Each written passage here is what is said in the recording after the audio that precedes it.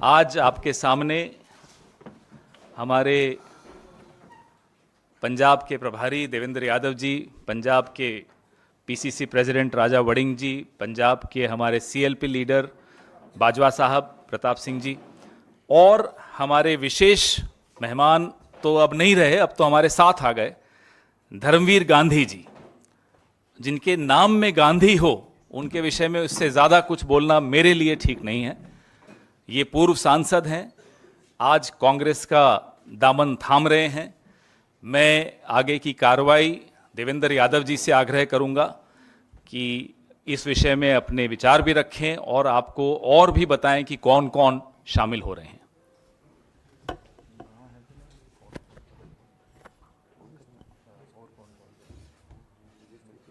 नहीं, वो धर्मवीर जी बता देंगे, आप थोड़ा सा नाम फिर। नमस्कार साथियों, कांग्रेस पार्टी के लिए बहुत खुशी की बात है कि आज हमारे बीच में पूर्व सांसद, एक बहुत ही जाने माने शिक्षाविद, कार्डियोलॉजिस्ट और सोशल वर्कर के रूप में जाने और पहचाने जाने वाले पटियाला के पूर्व सांसद आदरणीय धर्मवीर गांधी जी अपने साथियों के साथ कांग्रेस पार्टी की जो विचारधारा है उसके साथ सम्मिलित होने के लिए आज यहाँ ऑल इंडिया कांग्रेस कमेटी के हेड ऑफिस पहुँचे हैं। मैं भाई राजा वड़िंग जी, आदरणीय सीएलपी लीडर बाजवा जी, भाई पवन जी की तरफ से कांग्रेस पार्टी में विधिवत रूप से आदरणीय धर्मवीर गांधी जी का स्वागत करता हूं। जैसा कि हम जानते हैं कि धर्मवीर जी पटियाला से 2014 में माननीय सांसद के रूप में जो वहां पर परनीत कौर जी चुनाव लड़ी थी, उनके अगेंस्ट लड़कर एक अच्छे मार्जिन से उस समय सीट जीती थी। 2016 में आम आदमी पार्टी से इन्होंने इस्तीफ़ा दिया और अपनी पार्टी बनाकर 2017 में कुछ लाइक माइंडेड लोगों के साथ मिलकर एक पार्टी का गठन किया। लेकिन क्योंकि कांग्रेस पार्टी हमेशा से एक सोच के साथ, जो सभी को साथ लेकर चलने की, एक सुचिता की राजनीति करने की हमेशा जो पक्षधर रही है, आज धर्मवीर गांधी जी उसी सुचिता के रास्ते पर अपने विचारों को साथ रखकर वो आज हमारी पार्टी में शामिल हुए हैं। मैं विधिवत रूप से आदरणीय धर्मवीर गांधी जी का स्वागत करता हूं। Thank you.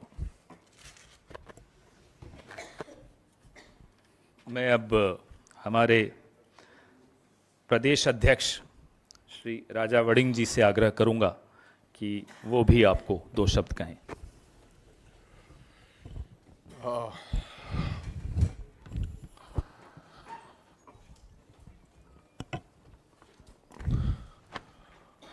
सबसे पहले तो मैं बहुत बहुत आभारी हूं कि गांधी जी ने आज फैसला किया है कि पार्टी से जुड़ने का, बल्कि पूरी पार्टी को कांग्रेस पार्टी में मर्ज करने का। मैं इस बात के लिए उनको बधाई देता हूं और धन्यवाद देना चाहता हूं। और ये एक बहुत बड़ा फैसला है। जिस प्रकार की देश के अंदर राजनीति चल रही है, रोजाना जिस प्रकार का लालच और जिस प्रकार के तौर तरीके अपनाए जा रहे हैं देश के अंदर, तमाम लोगों, कोई एक्स एमपी है, चाहे कोई एक्स एमएलए है, चाहे कोई चेयरमैन है, और जिस प्रकार की राजनीति का दबाव है आज देश में कि ताकतवर लोग और सरकारें जिस प्रकार से लोगों को डरा धमका कर और किस किस तरीके, नए नए तरीके अपनाकर अपनी तरफ लेके जा रही है, आपने देखा ही है। रोजाना कभी ईडी, कभी सीबीआई, कभी लोकल एजेंसीज।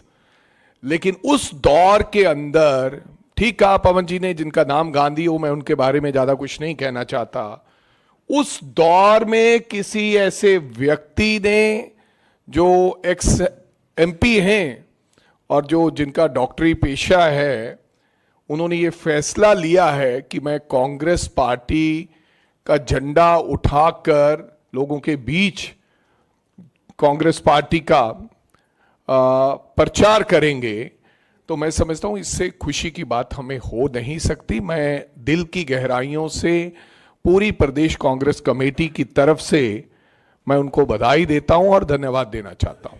Thank you. मैं हमारे सीएलपी लीडर प्रताप सिंह बाजवा जी से भी आग्रह करूंगा कि वो आपको और भी बताएंगे कि और कौन कौन इनके साथ आ रहे हैं। माइक वो वाला नहीं है क्या आपके पास? लाइए वो दीजिए, ये छोड़िए, मैं आपको दूसरा माइक।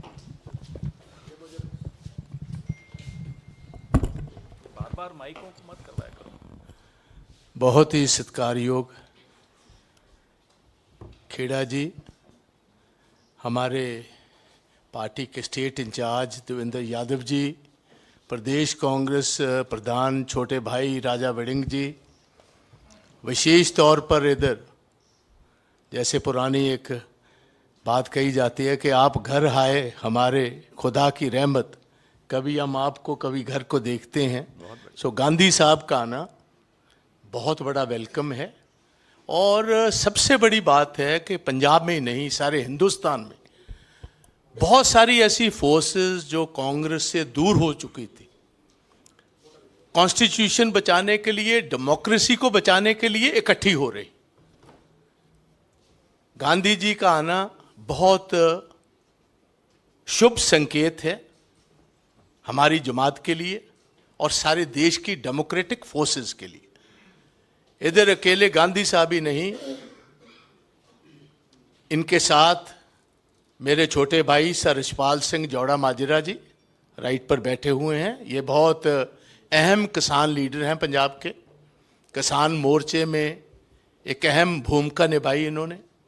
इनके साथ एडवोकेट हरमीत कौर बराड़ जी हैं, नरेंद्र संधू साहब हैं, प्रोफेसर साहब, सुमित पुल्लर साहब हैं, अमर टोलेवाल साहब हैं, और भी बहुत सारे साथी आज आए हैं। और आते दिनों में पंजाब के बहुत बेहतरीन इंटेलेक्चुअल्स जो हैं, सोशल रिफॉर्मर्स जो हैं, जिनकी बहुत एक अपनी छवि है पंजाब में, वो आहिस्ता आहिस्ता सीरीज में, क्योंकि ये जो एक भारत जोड़ो का, मैं ये थोड़ी सी बैकग्राउंड बताना चाहता हूँ, अचानक ये नहीं आए। ये तो ऐसे आइडियोलॉग हैं जिनको राजी करना ओवरनाइट नहीं होने वाले थे। बहुत देर से हमारे से इनकी राय अलग हो चुकी थी, मगर जब राहुल गांधी जी ने भारत जोड़ो का कन्याकुमारी से कश्मीर की शुरुआत की है, बहुत सारे वो लोग जो समझते थे कि डेमोक्रेसी को बचाने की जरूरत है, तब 2 दिन लगातार कन्याकुमारी से जब उनकी यात्रा शुरू हुई बाय फुट, 2 दिन गांधी साहब उस यात्रा में रहे। बहुत लंबा अरसा इनकी चर्चा हमारे बहुत सारे साथियों से हो रही थी।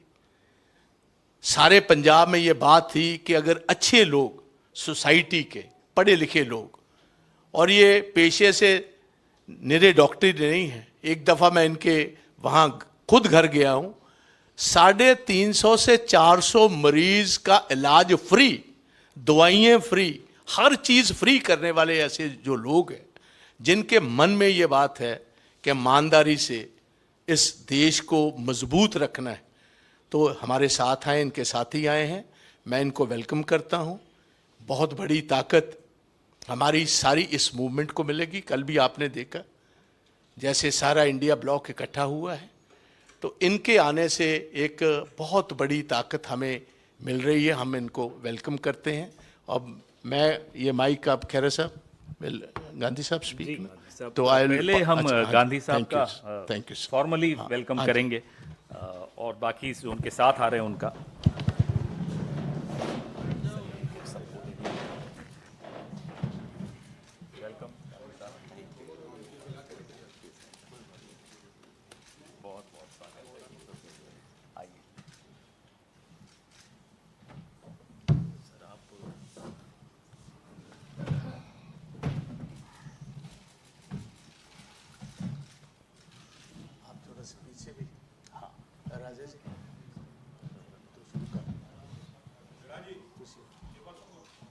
खड़े हो जाएं सब, चलिए सब खड़े हो जाते हैं।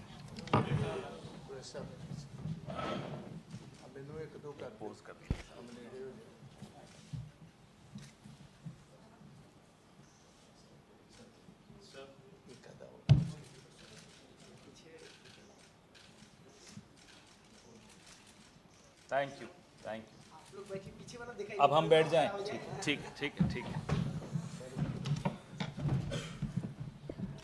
अब मैं धर्मवीर गांधी साहब से आग्रह करूंगा कि वो अपने विचार आपके सामने रखें, वो अपने कारण बताएं और जो उनके ख्याल हैं आज के दौर को लेकर उनसे आपको अवगत कराएं।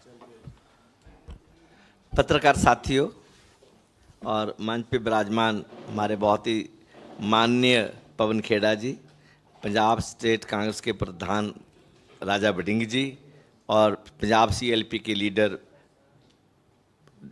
प्रताप सिंह बाजवा साहब और बहुत से और महानुभाव जो मेरे साथ पंजाब से आए हैं, जिनमें एडवोकेट्स हैं, प्रोफेसर्स हैं, रिटायर्ड प्रोफेसर्स हैं, इंटेलेक्चुअल्स हैं और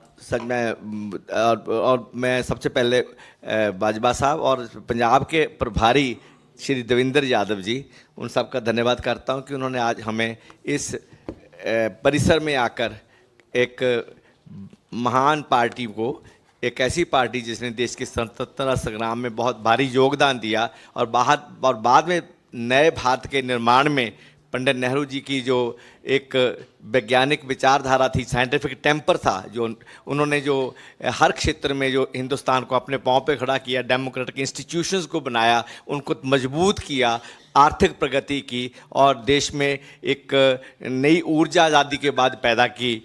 तो इस परिसर में आकर हम लोग बहुत संतुष्ट हैं, बहुत खुश हैं। जहाँ तक मेरा ताल्लुक है, मेरा नाम डॉक्टर धर्मवीर गांधी है। गांव से आए थे, जो गांव की संवेदनाएं थी वो साथ लेके आए थे। मेडिकल कॉलेज में आए, डॉक्टर बने। विद्यार्थी जीवन से मैं सक्रिय राजनीति में चला गया। मैं वामपंथी विचारधारा से प्रभावित हुआ और यहाँ तक कि एमरजेंसी जब मेरा फाइनल ईयर था तो उस वक्त मुझे जेल भी जाना पड़ा। तो जेल से छूटकर एमबीबीएस किया, फिर एमडी किया, फिर कार्डियोलॉजी में मैं असिस्टेंट प्रोफेसर के बतौर रिटायर हुआ गवर्नमेंट मेडिकल पटियाला से। जब कुछ अंदर आग होती है ना, तो जब भी समाज में हिलजुल होती है तो आपका जो दिल है, जो जिसके दिल में आग है, वो आग बाहर निकलती है, वो धधकती है वो। और जब 2011-12-13 में जो अन्ना आंदोलन चला, तो मेरे को ऐसे लगा कि जब सारी दुनिया सड़कों पे है, हवा का एक नया ठंडा झोंका आया है, देश बदल रहा है, समाज बदलेंगे, देश बदलेंगे, नई राजनीति करेंगे, एक लोगों की बात करेंगे, इंट्रा पार्टी डेमोक्रेसी होगी, स्वराज होगा और एक नई राजनीति शुरू होगी, पारदर्शी राजनीति का युग आया है। तो मैं अपना क्लिनिक बंद करके I just joined the party, आम आदमी पार्टी। पर मैंने बहुत जल्दी देख लिया कि आम आदमी party is not the party of my ideals. ये मेरे आदर्श की पार्टी नहीं है। जो यहाँ चला है, जैसे चल रहा है, जिस तरह पार्टी चल रही है, कांग्रेस में तो किसी बाकी पार्टी में तो जो हाई कमांड कल्चर या वीआईपी कल्चर आने में दशकों लगे हैं, डिकेड्स लगे हैं, और यहाँ तो 2-3 साल में वो जलवा देख गया, 2 साल में जलवा देख गया। तो मैं आई सेड गुड बाई। मैं 14 में इलेक्ट हुआ और 15 फरवरी में मैंने इसको छोड़ दिया। उसके बाद मैं अलग अलग प्लेटफॉर्म में एक्टिव रहा, अपना डॉक्टर के तौर पर भी और सामाजिक कार्यकर्ता के तौर पर भी। आज जब राहुल जी ने ये भारत जोड़ो यात्रा शुरू की, तो क्योंकि मैं खुद राजनीतिक तौर पर मेरे में भी हलचल चल रही थी, उथल पुथल चल रही थी, तो मैंने देखा कि आज ये साधारण समय नहीं है, ये असाधारण समय है। They are not ordinary times, they are extraordinary times.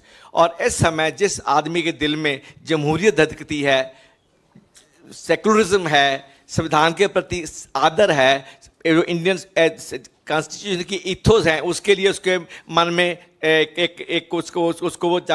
उसके साथ रहना चाहता है। और जो संस्थाएं हैं, लोकतांत्रिक संस्थाएं हैं, उनकी जो आज़ादी है उसको बरकरार रख देखना चाहता है और देश में सामाजिक न्याय की बात वो देखना चाहता है। तो ऐसे समय में जब ये सब कुछ खतरे में हो और जब 2024 ना तो ऑर्डिनरी टाइम्स हैं और ना 2024 का इलेक्शन ऑर्डिनरी इलेक्शन है। देश का इतिहास लिखे जाने वाला है, देश ने किधर जाना है, कौन सी दिशा अख्तियार करनी है, किस दिशा में जाना है, वो एक बहुत महत्वपूर्ण इलेक्शन है। तो ऐसे समय में हम मेरे जैसे लोगों के लिए जो जब से जवानी में पैर रखा है तब से ही वो एक सोच में सोचते रहे हैं, तो चुप रहना, साइड्स ना लेना या ठीक साइड ना लेना बहुत इंपॉर्टेंट सवाल है। I want to be seen on the right side of history in this in 2024 in the coming elections. मैं इतिहास के सही रास्ते और जो दुरुस्त रास्ता है उसकी साइड पे खड़ा होना चाहता हूँ। That's why I am with Congress, that's why I am with Congress. और जो देश की हालत है तो उसमें आप सब जानते हैं किस तरह जो धार्मिक ध्रुवीकरण है उसका जो बोलबाला है, जैसे देश को बांटा जा रहा है, नफरत का माहौल पैदा किया जा रहा है, जिसमें दो स्लोगन जो जिसने सबसे मुझे प्रभावित किया वो था कि नफरत के बाजार में मोहब्बत की दुकान, और दूसरा था डरो मत, जो देश में दहशत का डर का एक वातावरण पैदा किया था इस पर मौजूदा पॉलिटिकल डिस्पेंसेशन ने, मौजूदा निजाम ने। जो देश सहमा हुआ देश था, सहमा हुआ विपक्ष था, आम लोग सहमे हुए थे, उसको जो नारा दिया डरो मत, इट अफेक्टेड मी रियली। और सच में लोगों ने डरना बंद कर दिया मौजूदा सत्ता से। तो ये दो तीन बातें थी। तो व्हेन जब राहुल जी ने जब कॉल दिया, I reach Kanyakumari, stayed there for 2 days, फिर मैंने पंजाब में ज्वाइन किया, देन मैं जम्मू कश्मीर में, वहाँ 3 दिन रहा मैं कश्मीर में। I from start to end I was emotionally physically associated with Bharat Jodo Yatra and then Bharat Jodo Nyay Yatra again in different forms. So ये सारा कुछ एक थोड़ा प्रसंग है। तो देखो, एक तो मैंने पहले बोला है कि जो रिलीजियस पोलराइजेशन है, जो समाज को बांटने वाली है, देश को तोड़ने वाली है, that has to be fought. और मैं कहता हूं कि this is a war which has to be fought and I am going to fight this war. Election no election, MP no MP, ticket no ticket, that's not the question at all. It was never from my childhood till date. ना ये आम आदमी party join करने के समय था और ना ये आज है। I want to make it clear to media people and to the Congress party also. Congress does not need me. I need Congress because I have something inside me which is burning every time कि देश किधर जा रहा है। मैं जब पैदा हुआ था, मैं किस हवा में पैदा हुआ था, और आज जो हवा है वो कैसी हवा देश में चल रही है। This is what Gandhi is. This is what Dharmveer is. सो ये माहौल है, रिलीजियस पोलराइजेशन का माहौल है, जो सेफ्रनाइजेशन किया जा रहा है, जो सोशल फैब्रिक है जो तोड़ा जा रहा है, उसको नष्ट किया जा रहा है, और जो धार्मिक ध्रुवीकरण है ये जितना बड़ा खतरा है, और इकोनॉमिक डिस्पैरिटी, जो आर्थिक विषमता है वो आसमान छू रही है। अब कोई किसी वक्त ना कि गरीब और अमीर का एक कोई प्रपोर्शन हुआ करती थी, इट इज डिसप्रपोर्शन। पता ही नहीं है कि अडानी के पास कितना पैसा चला गया है, पता ही नहीं कि हिंदुस्तान के 200 परिवारों के पास कितना पैसा है और बाकी 70-80% लोग किस हालत में जी रहे हैं। जो ये आर्थिक विषमता है, और जितना बड़ा ये सवाल है, और जिसको अक्सर हमारे दो के साथ राहुल जी ने बड़ा टाइमली, और जब लोगों ध्यान इस तरफ नहीं था, जिस स्लोगन खड़ा किया था, तो वो it was a very indicative, very descriptive slogan था। I was quite impressed with that also. And thirdly,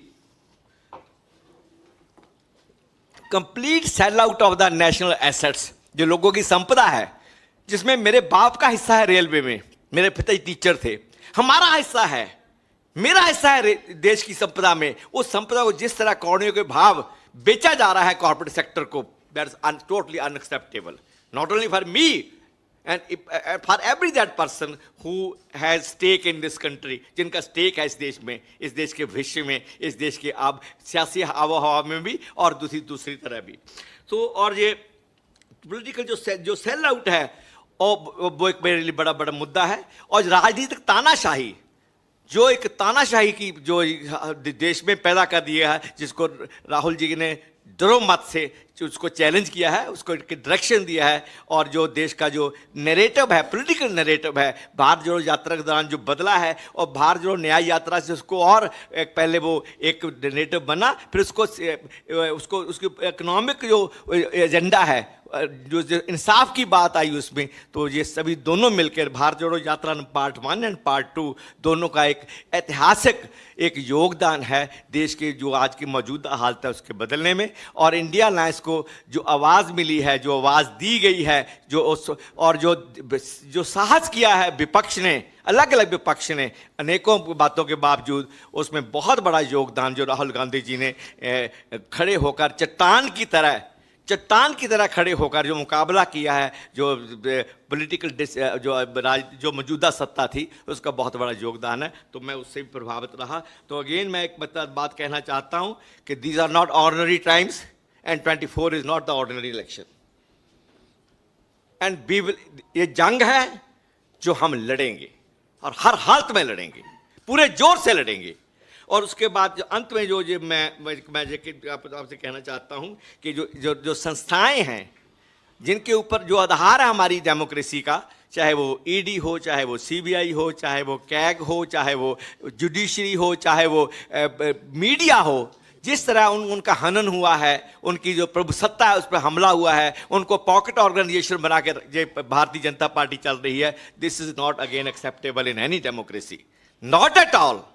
हम लोगों ने अब खुली हवा में सांस पैदा हुआ मैं 1951 में, और मैं खुली हवा में मरना चाहूंगा। That's why I am here with Congress. It's my science says, I am a man of science, मैं डॉक्टर हूं, my science says, my logic says, my sense of argument, sense of reasoning says कि जो चल रहा है वो गलत है, and that's why I am here with Congress. Welcome, बहुत बढ़िया। So I hope you understand my spirit. I'm not here for any ticket or for any seat. Nothing I did. I'm full of life with my professional life. आप मेरे पास आएंगे पटियाला में, देखेंगे कि line लगी होती है लोगों की, और आज से नहीं, पिछले 50 साल से लगी हुई लाइन लोगों की। I am full of life, मैं जिंदगी से भरपूर हूँ, भरा हुआ हूँ जिंदगी से, बट स्टिल I feel कि more than a doctor I have a duty towards my people, towards future generation। हम आने वाली नस्लों के लिए जवाबदेह हैं, मैं जवाबदेह हूँगा नस्लों के लिए कि जब देश को इस तरफ ले जाया जा रहा था, बांटा जा रहा था, लड़ाया जा रहा था, तबाह किया जा रहा था, बेचा जा रहा था, तो गांधी कहाँ था? और गांधी इतिहास के इस मोड़ पे हिस्ट्री के सही पास से खड़ा होना चाहता है। Thank you very much. आपके शब्दों ने हमारे को बहुत प्रेरणा दी, और इस जज्बे का स्वागत है। इस जज्बे की जगह कांग्रेस पार्टी में हमेशा है, थी और रहेगी। बहुत बहुत धन्यवाद। अब आपके सवाल।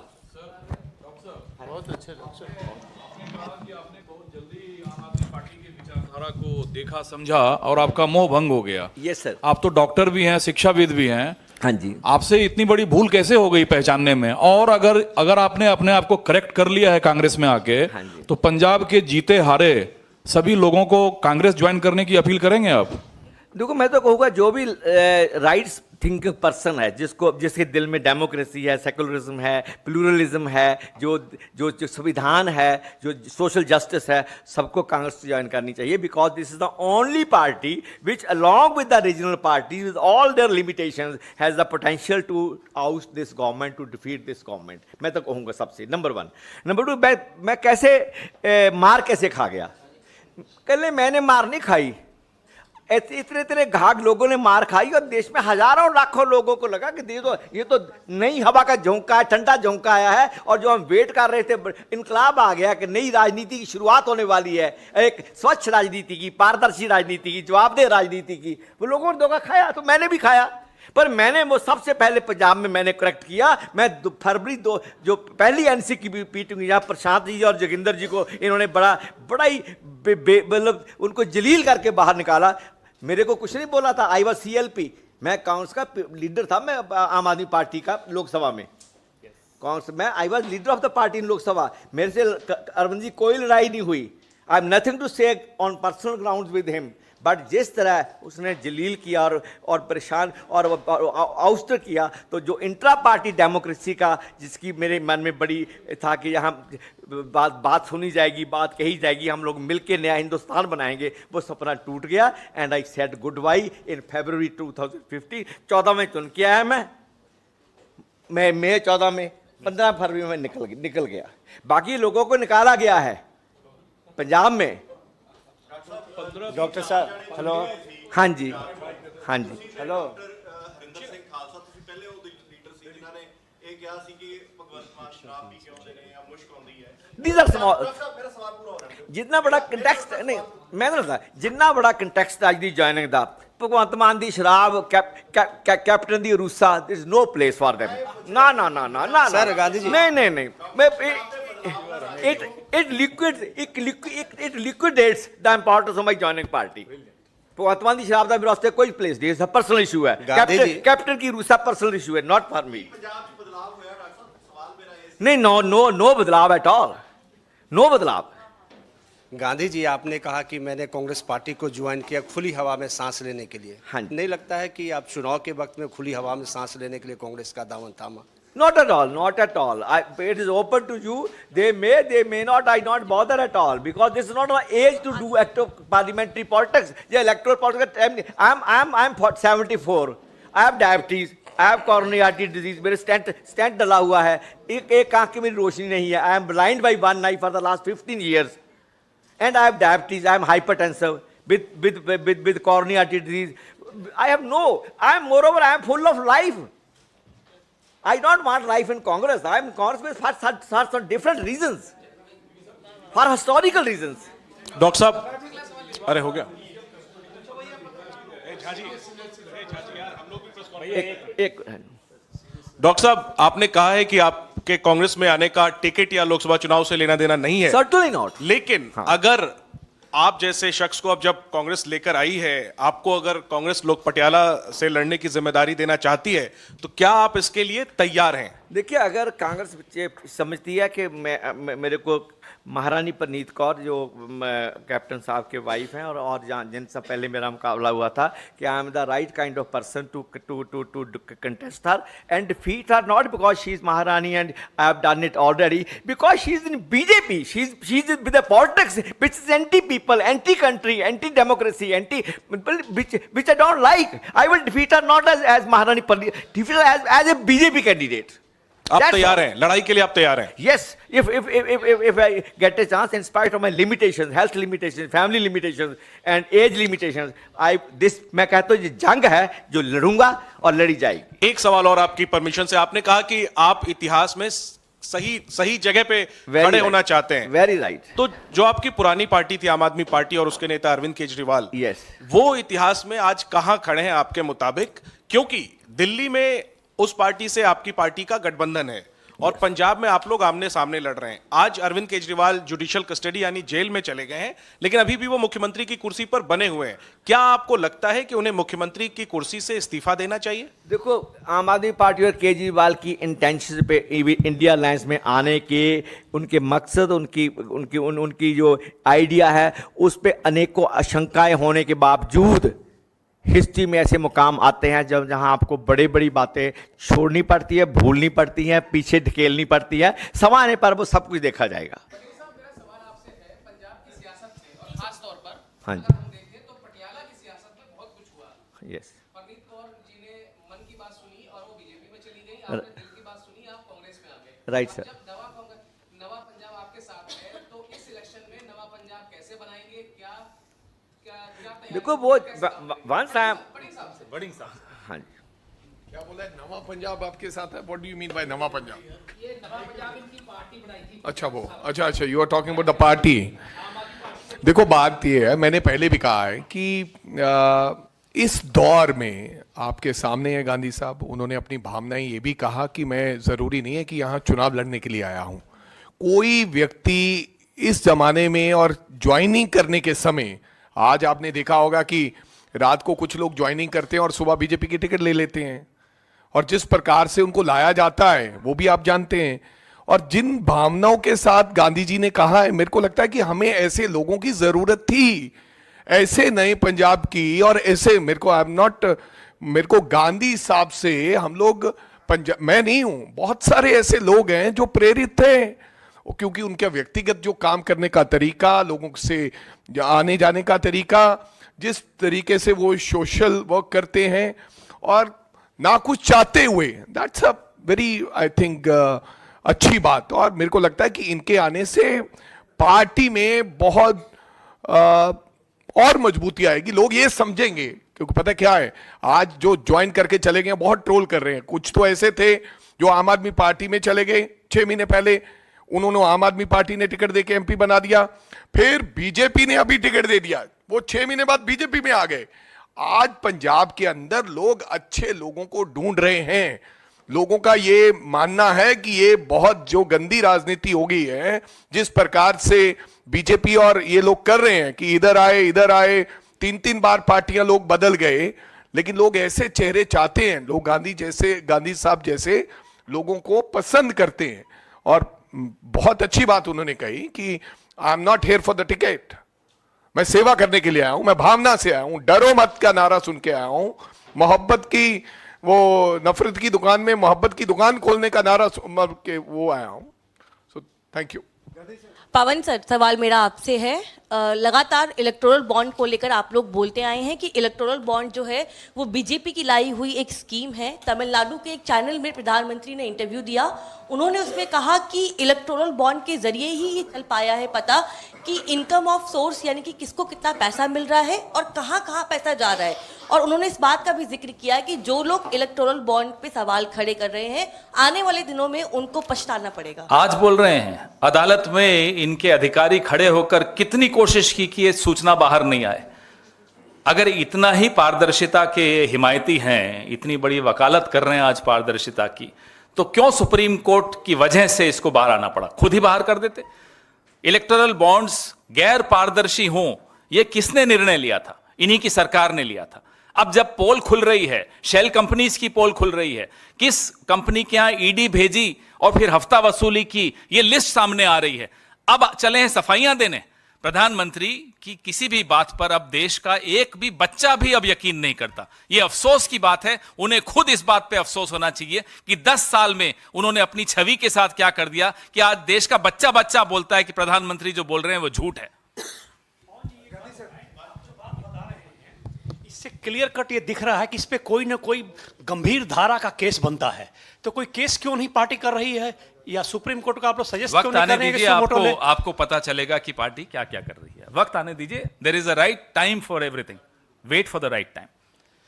पवन सर, मैं आकाश श्रीवास्तव, मेरा सर 2 छोटा सा सवाल है। एक तो प्रधानमंत्री ने कल मेरठ की रैली में कहा कि कांग्रेस ने श्रीलंका को एक टापू दे दिया। वो 10 साल शासन में रहे हैं प्रधानमंत्री, तो आज इस मुद्दे को क्यों उठाया है, इस पर आपका जवाब सर। और सर एक और छोटा सवाल गांधी सर से।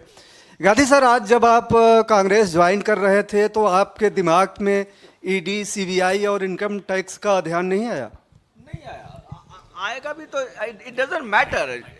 देखिए, मेरे को बिल्कुल नहीं आया। जिंदगी में जीना काहे के लिए है? अगर इन बातों से डर के सच नहीं बोलना, जो हिस्टोरिकल टास्क है, जो एक इंटेलेक्चुअल को निभाना चाहिए, जो एक नागरिक को निभाना चाहिए। मेरे को पिछले 70 साल में नागरिक से वोटर बना दिया गया है। I am a citizen, I have the spirit to have the right kind of things for me and for my children. तो वो भावना अगर आएगी ना तो क्या कर लेंगे? पकड़ लेंगे, केस देशद्रोह का मुकदमा चला लेंगे। मैं 75 साल का हूं, तो 5 साल जिंदगी है, लग जाएगी। How does it matter?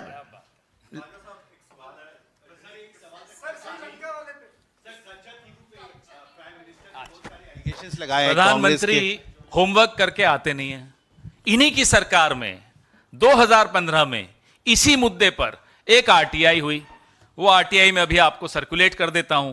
उसमें लिखा है, this did not involve either acquiring और सीडिंग ऑफ टेरिटरी। इन्हीं की सरकार कह रही है कि ना कोई जमीन श्रीलंका को दी, ना उनसे कुछ लिया। इन्हें इतना समझ नहीं है कि अभी कुछ साल पहले इन्होंने बांग्लादेश के साथ इसी मैत्री को आगे बढ़ाते हुए जो बांग्लादेश चाहता था वो किया। इन्हें इतना नहीं पता कि 2014 तक इस आइलैंड के आसपास फिशिंग राइट्स थे। 2014 के बाद वो फिशिंग राइट्स क्यों चले गए, इन्हें जवाब देना है। कटघरे में इन्होंने खुद अपने आप को खड़ा कर दिया, और बेचारे जयशंकर जी, अब उनको मजबूरी है, उनको जवाब देना पड़ता है, उनको प्रेस कॉन्फ्रेंस करनी पड़ती है। जरा कोई जयशंकर जी से पलट के पूछ ले कि साहब आप तो चीन के एम्बेसडर रहे हुए हो, क्या हो रहा है? 4000 स्क्वायर किलोमीटर चीन ने कब्जा कर लिया, क्यों नहीं जवाब देते? क्या किया इन लोगों ने? बात चीन की हो रही है, चले गए श्रीलंका। न भूगोल की जानकारी, न इतिहास की जानकारी, न होमवर्क करते हैं, चले आते हैं साहब, कभी जो मुंह उठा के कुछ बोल देंगे और लोग मान जाएंगे। प्रधानमंत्री को शोभा नहीं देता इस तरह से हल्की बातें करना। ਕਿਸਾਨ ਇੱਕ ਵਾਰੀ ਫਿਰ ਚੰਡੀਗੜ੍ਹ ਕੂਚ ਕਰ ਰਹੇ ਆ। ਉਹ ਕਹਿ ਰਹੇ ਆ ਕਿ ਜਿਹੜੇ ਕਾਨੂੰਨ ਅਸੀਂ 3 ਵਾਪਸ ਕਰਾਏ ਸੀ ਉਹਨਾਂ ਨੂੰ 2 ਨੂੰ ਪੰਜਾਬ ਸਰਕਾਰ ਨੇ ਫਿਰ ਤੋਂ ਲਾਗੂ ਕਰ ਦਿੱਤਾ ਹੈ। ਮਾਈਕ ਇनको दो।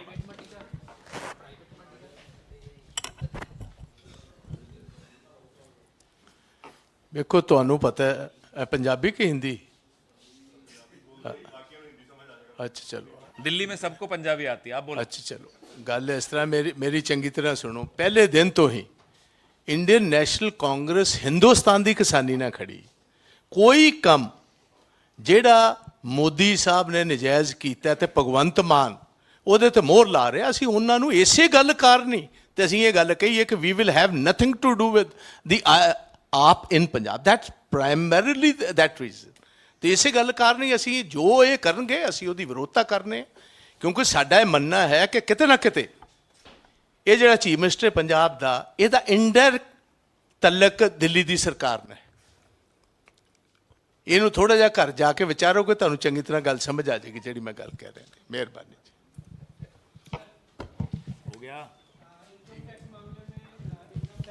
इस पे अलग बात करेंगे। अभी तो शुरुआत है, आगे आगे देखो इस सरकार को कितने अगले 2 महीने में इतने झटके लग जाएंगे कि फिर तीसरा महीना तो ये देखना नहीं है इन्होंने, तो अभी बाद में बात करेंगे इस पे। अभी बहुत कुछ होना है।